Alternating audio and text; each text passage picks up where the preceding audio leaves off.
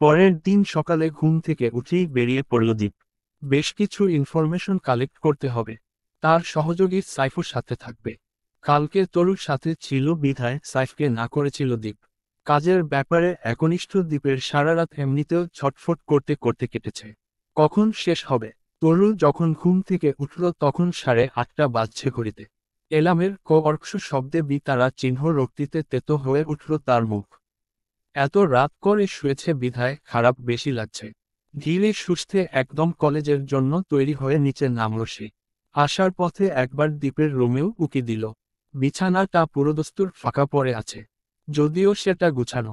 তরু জানে দ্বীপ কাজের ক্ষেত্রে হেলাফেলা করে না, তাই আর রুমে ঢুকল না সে। দরটা চাপিয়ে নিঃশব্দে সিঁড়িতে পা রাখল। ডাইনিং টেবিলে তখন পুরুষদের মধ্যে শুধু তাসিন উপস্থিত। তার পাশে দাঁড়িয়ে আরিশা। তা দেখে মুগ্ধতায় দু চোখ ভরে আসলো তরুর। তাসিনের প্রেমের বিয়ে। দীর্ঘ 3 বছর চুটিয়ে প্রেম করা শেষে 4 বছর আগে বিয়ে হয়েছে দুজনের। দোয়েলের এখন 2.5 বছর। মুখের হাসি ঝুলিয়ে চেয়ারে গিয়ে বসল তরু। ভাবনার সুতো ছিঁড়ে জিজ্ঞেস করল তাসিনকে, ভাইয়া এখনো অফিস যাওনি? তাসিন একপল তরুকে দেখল, ফের খাওয়ায় মনোযোগ দিয়ে বলল, আজকে একটা মিটিং আছে 10টায়। কোনো দরকার তোর? অনাগ্রহ চিত্তে দুদিকে মাথা নাড়ল তরু। তরুর ছোট আব্বু এখন পুলিশে কর্মরত, পোস্টিং এর জন্য সিলেট আছেন। নিজেদের পারিবারিক ব্যবসা বাবা আর বড় আব্বুই সামলাচ্ছেন। তাসিন ব্যাংকের অফিসে জয়েন করেছে 3 বছর। বাড়ির এই সদস্যগুলোর মধ্যে তরু আর দোয়েল একটু চঞ্চল বেশি। তাদের উল্লাসে সদা সর্বদা গমগম করে শেখ বাড়ি। সে কি যেন ভাবল, পরে পাউরুটিতে জেল দিয়ে কামড় দিতে দিতে বলল, আমার কলেজও তো 9টায়, আমায় ড্রপ করে দিও। তার কথার প্রতিউত্তরে তাসিন ছোট করে আচ্ছা বলল। তবে তরুর চোখমুখে ফের প্রশ্নের ছড়াছড়ি দেখা গেল। তার হাবভাবে স্পষ্ট সে আরো কিছু বলবে। নিজের উদ্দীপনা দমাতে না পেরে প্রশ্ন করেই বসল জাহানারাকে, দীপ ভাই কোথায় গো বড় আম্মু? জাহানারা ততক্ষণাৎ বললেন, ও তো কাজে চলে গেল। তরুর মনে একরাশ তারা চিহ্ন রক্তি আসলো। ধুর, ভালো লাগছে না কিছু। যদি আজকেও যেতে পারত সাথে। খাওয়ার ফাঁকে সে কতক্ষণ আনমনা বিড়বিড় করল। তার চেহারা দেখে নিজ মনেই বুকে চাপড় দিলেন মায়া বেগম। মেয়েটা আর ভালো হলো না। তরু খাওয়ার পর আবারও উপরে গিয়েছিল। তাসিন তার জন্য অপেক্ষা করছে নিশ্চয়। মেয়েটা হতদন্ত ভঙ্গিতে নিচে নামল। তার পায়ের শব্দে নিস্তব্ধ ড্রয়িং রুমে অদ্ভুত শব্দ হয়। আরিশা সাবধান করে তাকে, আস্তে যাও ননদিনী। তরু সেসব শুনলে তো, তবে তাকে আবারও বাধা দিতে সামনে আসলো নীলিমা। তরু ইতিউতি না করেই শুধালো, কিছু বলবে ছোট মা? মেয়ের দেরি দেখে নীলিমাও বললেন, হ্যাঁ রে তরু, আসার সময় নাদিমের স্কুল থেকে ওর টিসিটা নিয়ে আসিস তো। আমি বলে রেখেছি হেড স্যারকে। ও ছোট তো, ওর কাছে দেবে না। আমার যাওয়ার কথা, তুই যখন ওর স্কুল পেরিয়ে আসবি তুই বরং নিয়ে আসিস।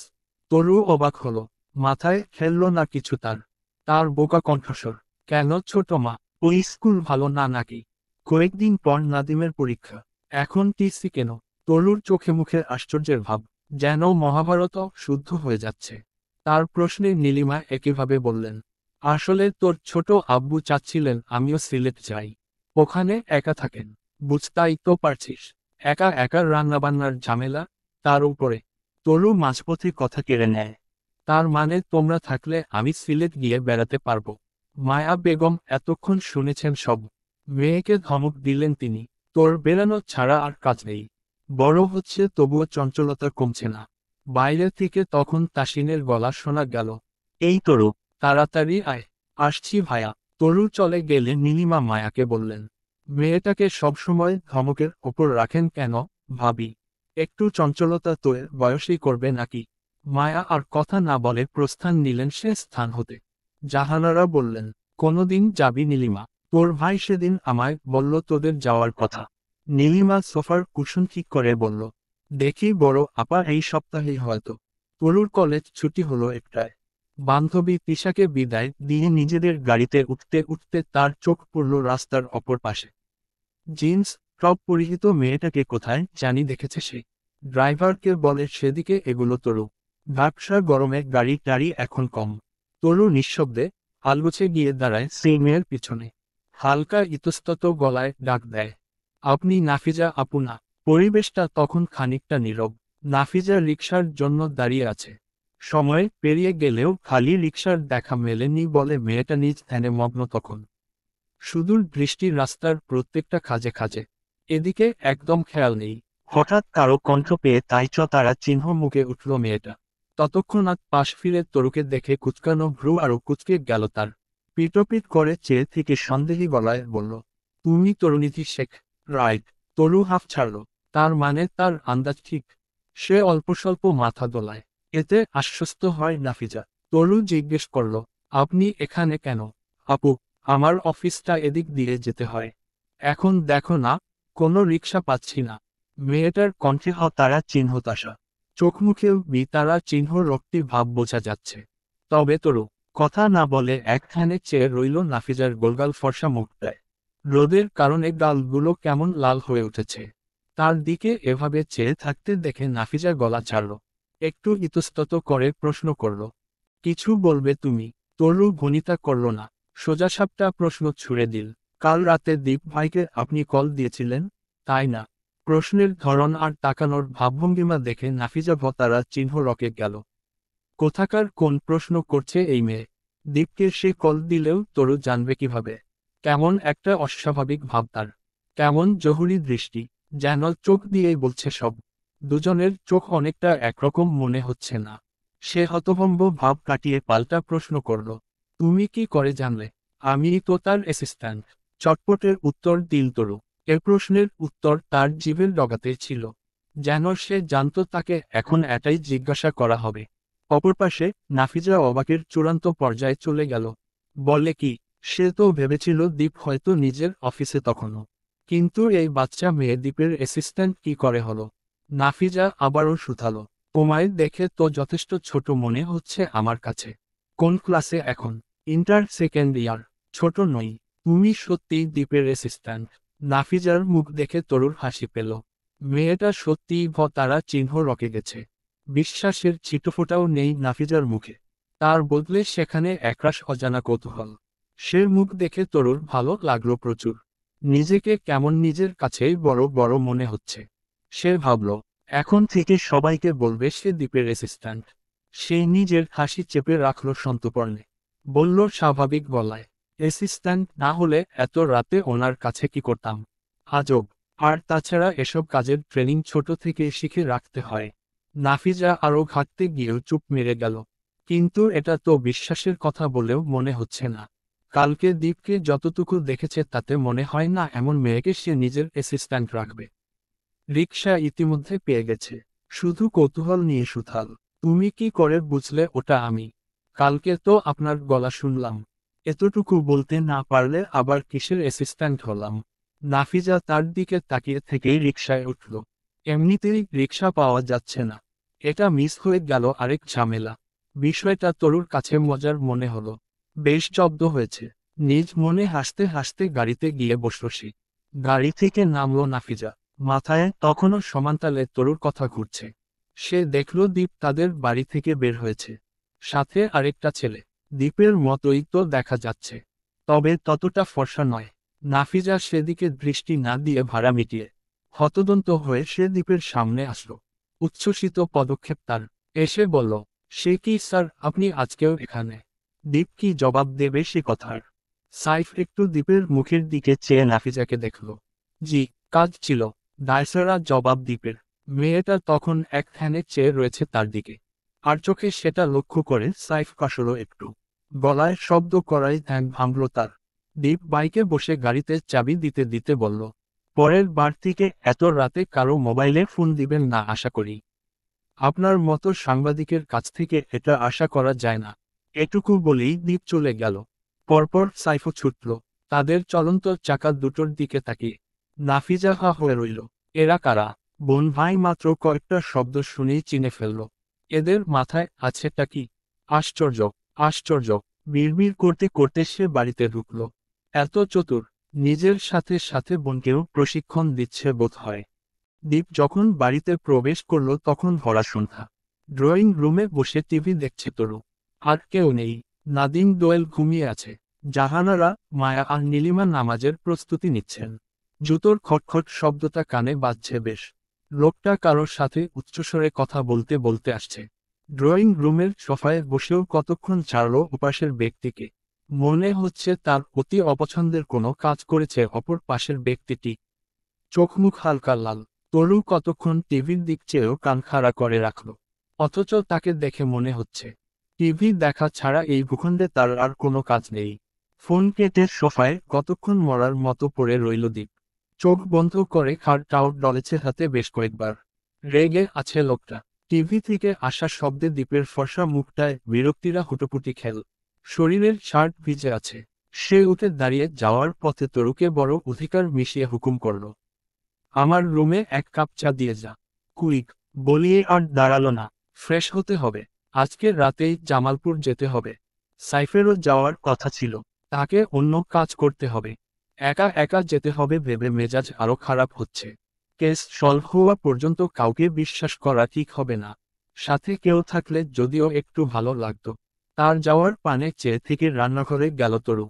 এখন দ্বীপের কথা মতোই চলতে হবে। তরুর জীবনে এক চা আর কফি ছাড়া দ্বিতীয় কিছু নেই, অর্থাৎ তার রান্না জানার আইটেমে। দীপ ওয়াশরুম থেকে বের হয়ে দেখল তরু তখনও তার রুমে। চা বিছানার উপরে। কাপটা হাতে নিয়ে তাতে চুমুক বসালো দীপ। তরুকে দেখে বলল, রুমে কি? যা। একটা ইংরেজি বই নেড়েচেড়ে দেখছিল তরু। দীপের হুঙ্কারে সে কেঁপে উঠল খানিক। যদিও তা তাড়াতাড়ি সামলে নিয়েছে। বইটা রেখে দীপের সামনে এসে দাঁড়ালো। বায়না করল তার স্বরে, আমাকে নিয়ে চলো না ভায়া। দীপ কিছু বুঝল বোধ হয়। মুখ দেখে বোঝা যাচ্ছে না কিছু। না রাগ, না ক্ষোভ। নেই কোনো অনুভূতি। মূর্তি, পাথর কোথাকার। নির্লিপ্ততা তার গলার স্বরে স্বরে। কোথায়? তরু এ পর্যায়ে মুখ ভেঙচাল। জানো না নাকি? ওই আশাদের তারা চিহ্ন তত্ত্ব যেখানে হয়েছে সেখানে। দীপ্তি তারা চিহ্নক্ষ দৃষ্টিতে তাকালো তার দিকে। তুই শুনেছিস সব? তরু হেসে দিল। সে জানে দীপ বিষয়টা খেয়াল করেছে। দীপ নিশ্চয়ই কাশে মুখ দিয়ে চলে না। তবুও প্রশ্নটা শুনে ঠোঁট প্রসারিত করে উত্তর দিল, হ্যাঁ। তুমি ভেবেছিলে আমি টিভি দেখছি, তাই না? দেখলে। আমি কিন্তু সত্যি তোমার অ্যাসিস্ট্যান্ট হওয়ার যোগ্য, দীপ ভাই। কথা ঘুরাবি না। এখন বল তুই আমার পিছনে পড়েছিস কেন? মতলব কি? তরু আস্তে করে এসে দ্বীপের পাশে বসল। একবার চাইল দ্বীপের শান্ত আঁখি জড়ায়। মায়ের কাছে শুনেছে দ্বীপের চোখগুলো নাকি ভাষা ভাষা। তরু নিজেও একটু তাকিয়ে রইল সে চোখে। চোখের মণিগুলো কুচকুচে কালো। যেন নিকষ অন্ধকার সেখানে। ধবধবে সাদা চোখে কালো মণির চোখ তরুর বড্ড পছন্দের। এমন চোখ তার ভালো লাগে। কালো মণি দেখলে মনে হয় কেমন টলমল করছে। যেন কত না বলা কথা সেখানে। একবার তাকালে তাকিয়ে থাকতেই মন চায়। ধ্যান হারিয়ে যায়। কয়েক সেকেন্ডও অতিবাহিত হলো না বোধ হয়। কোনো এক জড়তায় নিজের আঁখি জোড়া খিচে ফিরিয়ে নিল তরু। সে বুঝে পায় না হঠাৎ হঠাৎ দ্বীপের চোখে তাকালে কলিজা ধক করে উঠে কেন। কেন হৃদস্পন্দন অস্বাভাবিক হয়ে যায়। মস্তিষ্ক এলোমেলো হয়। তালগোল পাকিয়ে যায় সবকিছু। দীপ কথার বলার সময় একখানে তার দিকে চেয়ে থাকে। ঠিক সে সময়টায় তরু চোখ মেলাতে পারে না। মানুষ বলে যে চোখ কথা বলে সে চোখে বেশিক্ষণ তাকিয়ে থাকা যায় না। তরু ছোট থেকে শুনে বড় হয়েছে তার আর দ্বীপের চোখ নাকি কথা বলে। কি দুতারা চিহ্ন রববদ্ধ ভাষা। কারো কথার মাঝখানে হঠাৎ তাকালে যে কারো কথা থেমে যাবে। তরু নিজেও তা একবার দেখেছে। সেবার তাদের ক্লাসের এক ছেলেই এসেছিল তাকে প্রপোজ করতে। ছেলেটার অনর্গল কথা বলার ফাঁকে তরু যখন হঠাৎ চাইল, সে ছেলে থতমত খেয়ে চলে গিয়েছিল। আনমনা তরু সেসব ভাবনা বাদ দিল। মুচকি হাসির রেখা ফুটল সেসব মনে করে। দ্বীপের সুগভীর কূপের ন্যায় চোখ থেকে বাঁচতে মেঝের দিকে তাকালো। সেখানে দৃষ্টি রেখে একদমে বলে গেল, কোনো মতলব নেই। দীপ ভাই, প্লিজ, এবারের এইকে তারা চিহ্ন সটায় তুমি আমাকে তোমার সাথে রাখো। সত্যি বলছি আর কখনো বলবো না। তোমায় একটা সিক্রেট বলি, কালকে তোমাকে রাতে নাফিজা আপু কল দিয়েছিলেন। চোখে মুখে খুশির ফোয়ারা বইছে তার। যেন এমন একটা রহস্য উন্মোচন করে সে গর্বিত। বোকা তরু বুঝল না তার আগেই দীপ সেটা ধরে ফেলেছে। দীপ আলগোছে উঠে দাঁড়ালো। তরু যতক্ষণ নিচে তাকিয়ে কথাগুলো বলেছে সে ততক্ষণ চেয়েছিল। দেখেছিল ওর মুখটা। চোখ ছোট করে, তীক্ষ্ণ দৃষ্টিতে। চায়ের কথা বেমালুম ভুলে গিয়েছিল। ওটা ঠান্ডা হয়ে গেছে। কথা শেষ হলে দীপ সে ঠান্ডা চায়ের কাপে আবারও চুমুক দিল। সহজ, সাবলীল গলায় বলল, চাইছিস যখন তখন এটাই শেষবার। রাতের রেডি থাকবি, আর কাউকে কিছু বলতে হবে না। সকালের আগেই বাড়ি ফিরে আসব। একটু থেমে বলল, নাফিজা ছিল সেটা আমিও বুঝতে পেরেছি। এবার যা। তরু আপনমনে খুশি হয়ে গেল। দীপ এত সহজে মেনে নেবে বুঝতেই পারেনি। সারা শরীরে তার অজানা শিহরণ বয়ে চলল। রোমা তারা চিহ্ন আঞ্চকর সেই অনুভূতি। কি হবে, কি হতে পারে, ভাবতে ভাবতে রাত 11টা বাজল। আজকে সবাই শুয়ে পড়েছে। 11:30টার দিকে তরুকে নিয়ে বাসে উঠল দীপ। উদ্দেশ্য জামালপুর জেলা। তরু আজকেও সারা রাস্তা হাজারটা কথা বলতে বলতে গেল। কিছু জবাব দীপ দিলেও বেশিরভাগ প্রশ্নের জবাব সে দেয়নি। রাতের বাসে ততটাও সময় লাগেনি তাদের। দুজন যখন জামালপুর গেল তখন রাত 2টো। চারদিকে কেমন গা ছমছমে একটা ভুতুড়ে ভাব। আসাদদের বাড়িটা বেশ পুরনো, তবে দোতলা। গ্রামে এমন বাড়ির সচরাচর দেখা যায় না। কলিং বেল টিপে 2 মিনিট দাঁড়িয়ে রইল দুজন। এত তাড়াতাড়ি দরজা খুলে যাওয়ায় তরু খানিক আশ্চর্য হল। তবে কি এই মহিলা জানেন তারা আসবে? বৃদ্ধা তাদের দুজনকে সালাম দিল। দীপ ধীর পায়ে হেঁটে গিয়ে বসল একটা চেয়ারে। সম্মুখে বৃদ্ধ মহিলার পোশাক আশাকে গরিব মনে হলেও চেহারার ছাপ বলছে যথেষ্ট বড় ঘরের তিনি। দীপ তরুকে ইশারা দিল কথা বলতে। তরু কতক্ষণ ইতস্তত করল। কি বলবে, কি বলা উচিত ভাবতে ভাবতে কোনো রকমে গলনালি দিয়ে শব্দ বের করল সে। আপনি এবাড়ির কি হন আন্টি? বৃদ্ধা আঁচলে মুখ ঢাকল। আমি কিছু হই না, এ বাড়ির দেখাশোনা করি। তরুতি তারা চিহ্ন চোখে চাইল মহিলার পানে। সুন্দর, সাবলীল শুদ্ধ ভাষা তার। জামালপুরের কাজের মহিলারাও এত ভালোভাবে কথা বলে, অথচ তাদের বাড়ির মহিলাটাও কথা বলে একদম গেয় ভাষায়। তরু একবার চাইল দ্বীপের দিকে, যার জহুরি দৃষ্টি এদিক ওদিক তাকাতে ব্যস্ত। তরু ফের সন্দেহী গলায় আওড়াল, আপনি মনে হয় কিছুটা শিক্ষিত, তাই না? তরুর কথায় দ্বীপের ঠোঁট উঠে এলো একপাশে। হাসল দাঁত পিষে, শব্দহীন। একদম ঠিক জায়গায় কথা গিয়েছে। ঠোঁটে লেগে থাকা শব্দহীন হাসি নিয়ে এসে চেয়ে রইল মহিলার দিকে। ওপাশের বৃদ্ধা তখন থতমত খেল। কথা শুধরে নিল, আরে না, কিতা যে কন আপনি, আমি পড়ালেখা করছি না। এখন ঠিক আছে। তারপর একটু ডপ মারল তরু। কেমন হেসে হেসে বলল, আপনি কিন্তু অনেক সুন্দর আন্টি। বৃদ্ধা কবিতা বেগম খুশিতে ডগমগ করে উঠলেন। হাস্য গলায় বলে উঠলেন, ধন্যবাদ আফা। দীপ মুখ খুলল এবার। তার জহুরি আর তিতারা চিহ্ন খোঁচাওনি শুধু কবিতাতেই নয়, এতক্ষণ তরুর মাঝেও ছিল। ঠোঁটের হাসি, মুখের প্রভাব কাটিয়ে চিরচেনার গম্ভীরতায় ফিরল। গমগমে কণ্ঠে বলল, আমাদেরকে আশাদের ঘরে নিয়ে যান। কবিতা বেগম বললেন, একটু বউ বাবা। কানে ফোন চেপে তিনি চলে গেলেন। তরু উসখুস করল। তার বাক্য ভাণ্ডারে আবার এত কথা সে রাখতে পারে না।